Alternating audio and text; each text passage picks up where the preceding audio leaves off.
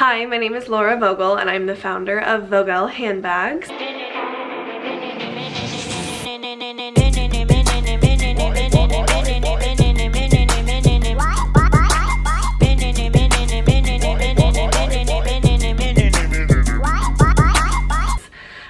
I lived in Milan, Italy in 2019 and I started my own handbag collection. So I have little shoulder bags with leather straps, chain shoulder bags with leather straps and gold chains. I have crossbodies that also are adjustable into messenger bags.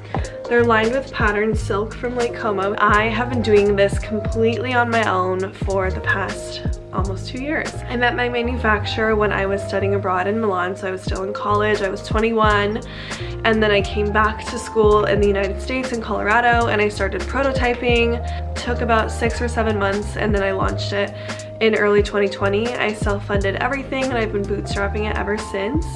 It has been the most amazing thing that's ever happened to me and has opened a ton of doors for me. It's been a huge learning experience, and I made a video in January of 2020, so a year ago, on how I started my brand, and that has really kind of been like taking off a little bit, and this could probably be like a 10-part video. But I made a little note on my iPad girly.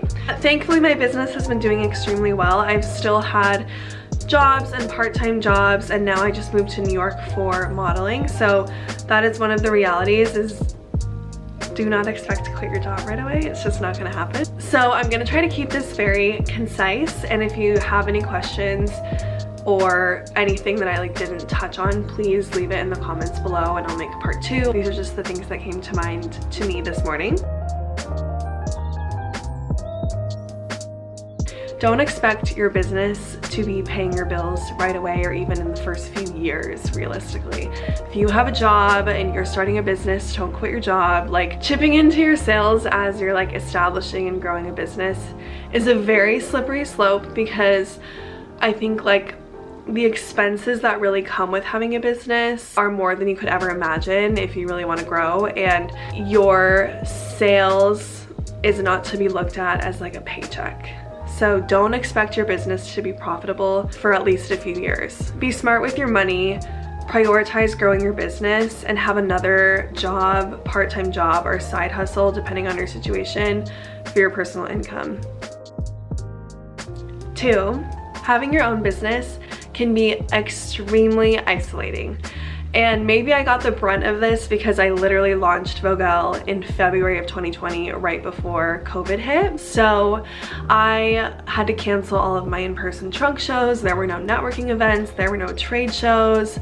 It was really, really isolating because I was working from home on my business. I was not on the same path that all of my friends were on that had corporate jobs out of college, and I don't think that's talked about enough when you're like starting a business, especially if you're my age, like early 20s, because there's just realistically there's not a lot of people my age starting a business. My friends and family are so supportive and they're so interested in what I'm doing. They cannot relate to you and what you're doing past a certain point.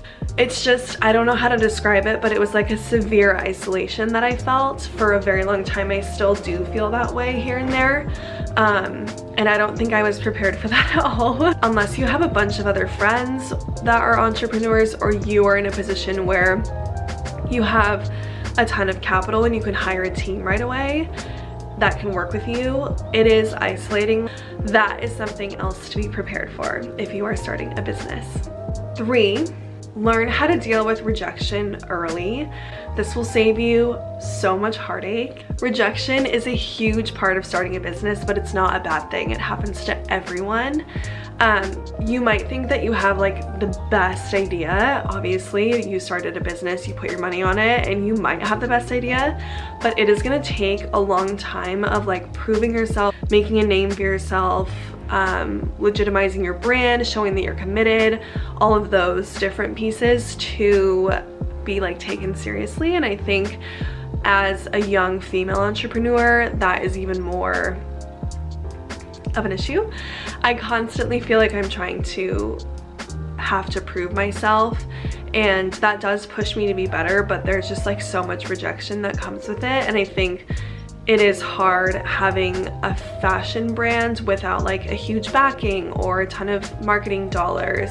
It just requires like creativity, persistence, very thick skin, and not taking no for an answer. Like, take the no in the moment, ask them if you feel comfortable, like why, and then keep that person on your contact list. Like, it's not a no forever, it's no for now. So keep that person on your contact list. I have like an Excel sheet of all of my like contacts, if I've contacted them, yes or no, what happened, whatever. Keep that person on your list.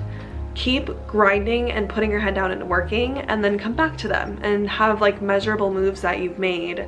If you keep asking people but you're like not growing, you're not trying anything new, it's a waste of time for them and for you. It's just important to like have a vision of like why you're doing what you're doing, reverting back to that and getting re-inspired and being like, no, you know what, like this is gonna work if I keep going for it. First, as any business owner, you have to prove yourself and continue growing and working. And then as a female young business owner, there is another hurdle. So, and I think that's like spoken about, but once you experience it, it's like, oh, okay, yeah. I grew up modeling, and I still currently model. I'm living in New York right now for modeling, and that has really helped me get thick skin. So just grow, be persistent, set goals for yourself. Don't take rejection personally, and you should be okay.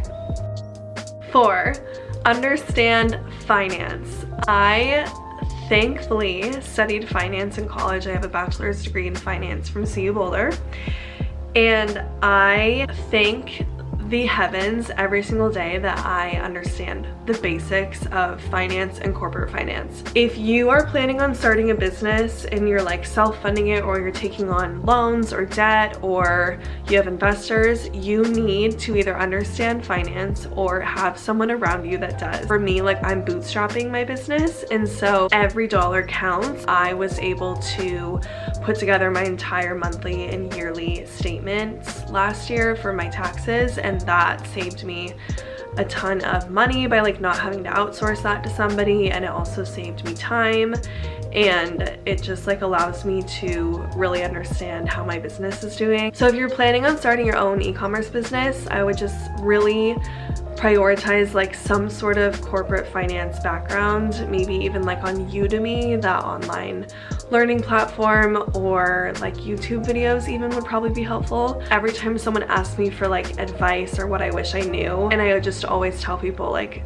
if you're still in college, take a finance class, or if you're out of college, just prioritize that and look into that so that you know how you're planning on spending your money.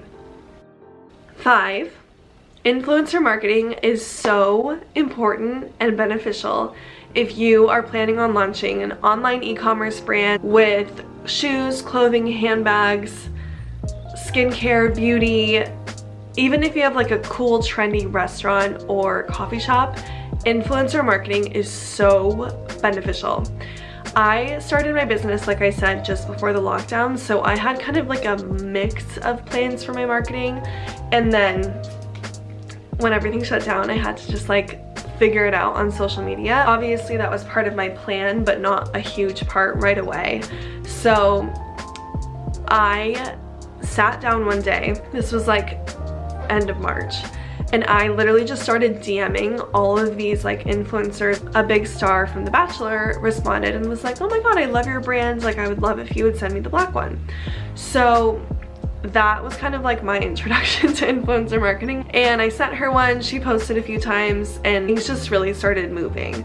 I think our society likes to kind of laugh at influencers and make fun of them, and oh, is that your real job? But like, these people have built such a strong personal brand to the point where they have thousands or tens of thousands or hundreds of thousands of people following them for aesthetics, vibes, and literally what to buy. Like, what do I buy? Please tell me.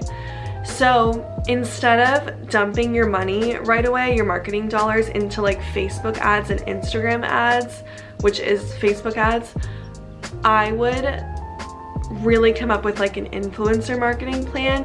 I could seriously make a whole video just on influencer marketing and like how to navigate it. I think it's natural to want to work immediately with people that have the biggest following, and sometimes that can work really well, but also a lot of the times those people are posting 20 brands a day on their story. You are lost in the shuffle, and that's not going to convert well for you. It might not resonate with that audience as well as you think it would. But with that being said, there are big time influencers where it's like amazing to work with them and it really converts. And this is where it kind of gets into like macro and micro influencers. I think there is something incredible to be said about micro influencers that are like very engaged with their audience and promote brands that they really believe in and resonate with. Sometimes when you want to work with the girl that has 500,000 followers and you're going to spend your whole marketing budget for the month on that one person, it can be smarter and more beneficial to work with like 5 or 6 micro influencers and spread that out and have more content being posted that month. Asking about their following demographic, the age ranges, where they're located, the gender, that is important. And if you're doing a paid collaboration, that's totally fair game to ask for that information. There's been times where like there's an influencer that I really want to work with. I've been following her for years. She's so cool. I love her style. But then we look at her followers and there's not really many in the US, and I prefer to ship in the US for now just because international is so expensive. And then I have to table that collaboration even though I really wanted to work with them, because it's not going to be profitable for me if I'm shipping all of these orders to like Europe and Australia. These influencers, like, kudos, hats off to them. They have built a business off of their personal brand, their personal style, their authenticity. Like, that is really not easy to do. Even posting this YouTube right now is like scary. But I think that as much as like our society wants to laugh at influencers, they deserve so much respect for putting themselves out there, building a business that is very sustainable, very financially sustainable, because they have such a cool style or they have so many people that trust their opinion. So I think that that is like the best way to reach new customers. It's the best way to get content for your own brand, like if they do a post and you are allowed to repost their pictures. So that, especially now, is where I would look for marketing if you're launching a new e-commerce brand in the fashion or beauty space.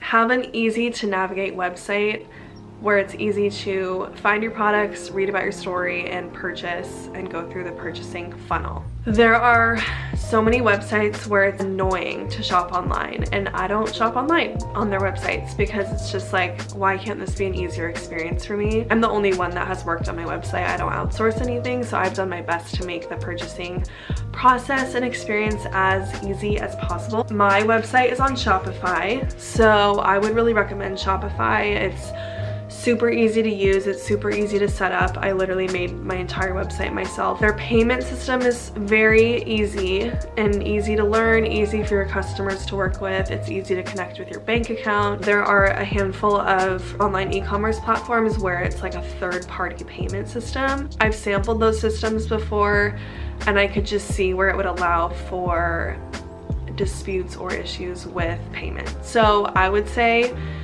just to make it easy on yourself, work with Shopify. They have a ton of really great plugins for like Pinterest and Amazon and Facebook. If you're looking at using other sales channels, it all will be in one place.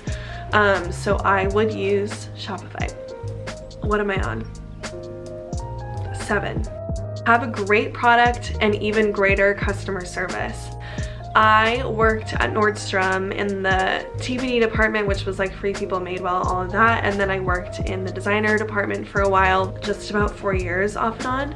And Nordstrom is completely built off of customer service. So if you work there, especially in designer, you are working with high-paying clients who expect a certain amount of service, a certain level of service, a certain type of service. That has helped me so much with my business. It's like so ingrained into my bones, so thank you, Nordstrom. That is easily my #1 piece of feedback from my customers, is that they're always so surprised by like how quickly I responded, how easy it was to have this problem taken care of. That is something I take pride in. It's allowed me to have a very high customer return rate, so people that are coming back and repurchasing, whether it's for themselves or gifts for their families and friends. And it's also allowed me to build actual relationships with people that I've never met before. So I have a few customers around the nation, even worldwide in New Zealand and Israel and stuff, that have purchased from me. There was an issue or we had to deal with international shipping. I handled it for them and we like have kept in touch. That has helped my business so much. And also like when I'm at in-person trunk shows, I did the Vale Farmers Market last summer in Colorado in the mountains, and like that selling experience and customer service experience that I have really translates and allows me to have like a successful selling event, connect with people, keep in touch after the event, and those types of things. I understand that having a business is ultimately at the end of the day about sales and income and money, but it should also be about like building relationships, getting to know your customers, creating an experience for your customers that is positive. Like there's just an unlimited amount of options for people to spend their money at all these different places. Why would they shop with you? And just really taking the time to like ask people's names, ask them about their style, or why are you in town? Be a nice person. Being a business owner is more than just selling something. You're creating a community and an experience. If you giving people a bad experience, they're not going to shop with you again, so then you're going to run out of people to sell to and work with. That also goes along with having a good product. If your product photographs well and looks good on Shopify and looks good on Instagram, but then people are buying it and are really unsatisfied with it, like there goes your business. So I think it's so important to go through the sampling process, go through the prototyping process, find a good manufacturer that you can trust and that you can communicate with efficiently. Have a good product. You are charging people money for what you are selling, so be sure that you can stand behind that and like be okay with completing a transaction given like what you are selling. Okay, I think that's a good way to put it.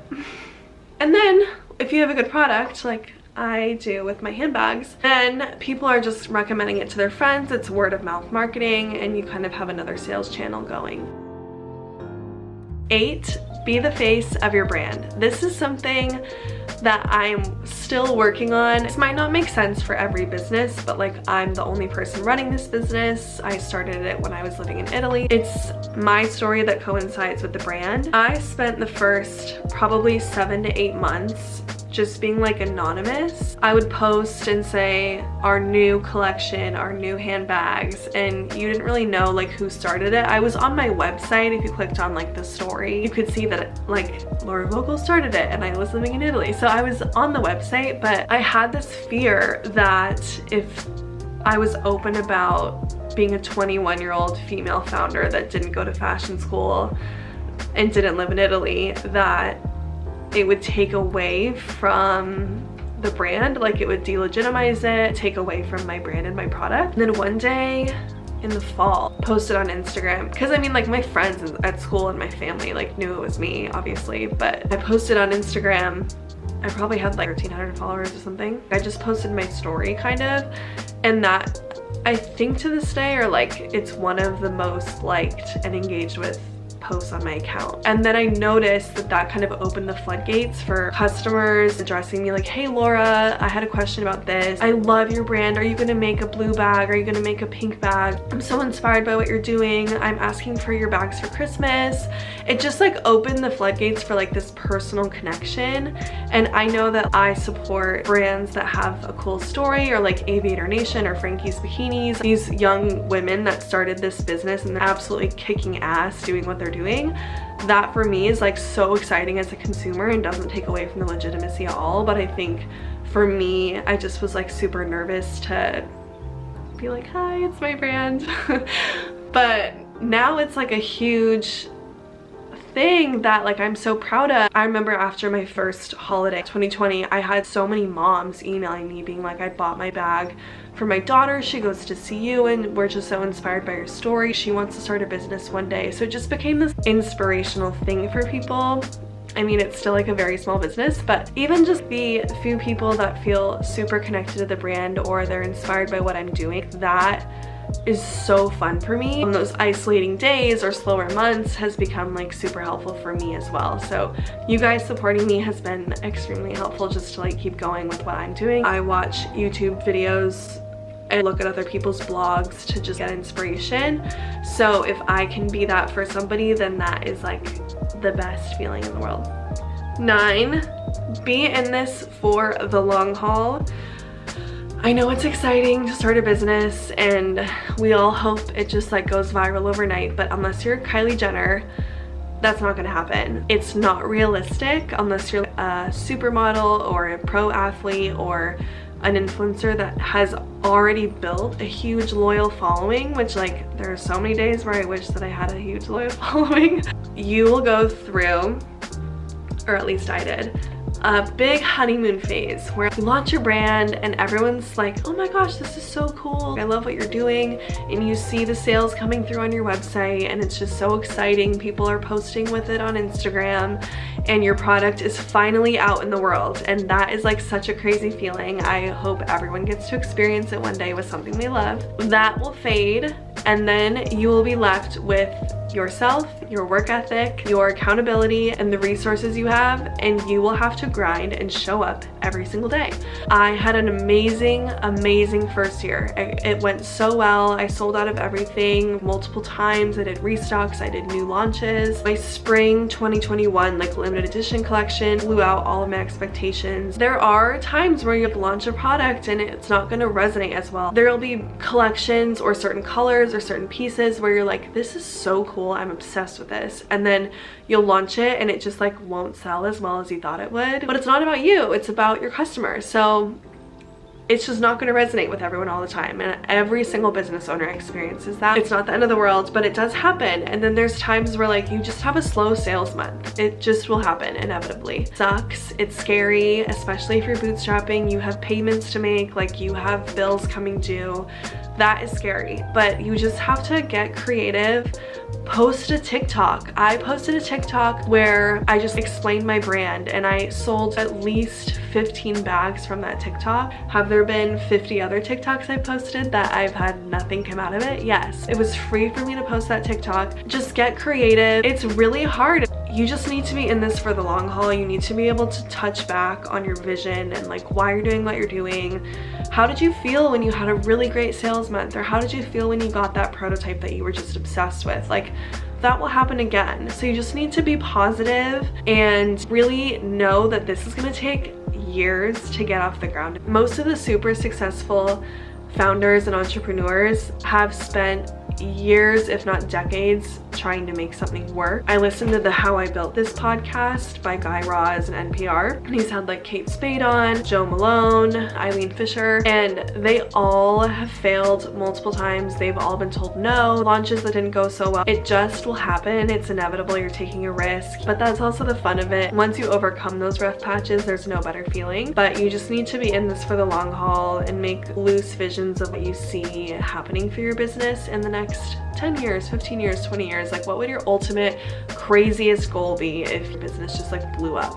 9 pretty decent tips, I would say, but I'm sure there's a ton of questions that you guys might have that I didn't cover. So if you have any questions, leave them in the comments below and I will be sure to make a part 2 and follow up to this video. So if you found this video helpful, please like and subscribe to my channel. Yeah, I think that is it. I've gone through my notes. I'll leave my website for my handbags below as well, so you guys can check out what I've been up to, as well as my Instagram, travel blog, and all of the good stuff.